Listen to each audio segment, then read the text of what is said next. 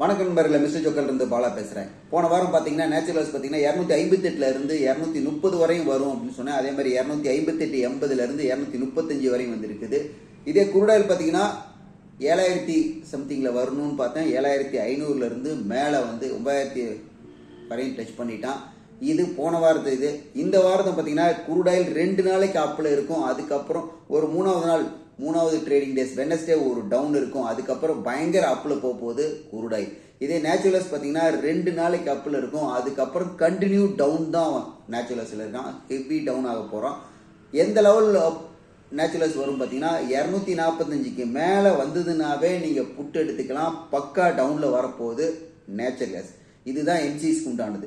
இதே நிப்டியில் பார்த்தீங்கன்னா போன வாரம் சொல்லியிருந்தேன் 24,600 ஸ்டாப்லஸை வச்சு புட்டு எடுங்கன்னு.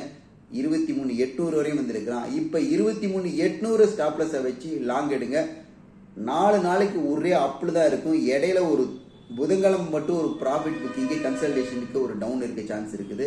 மறுபடியும் அப்சைடு தான் போகும். இந்த வாரம் ஃபுல்லாக அப்சைடு. 23,800 ஸ்டாப்லஸை வச்சு சிஇ எடுத்துக்கங்க, லாங் போய்க்குங்க, பக்கா ப்ராஃபிட் பண்ணலாம். Have a nice day.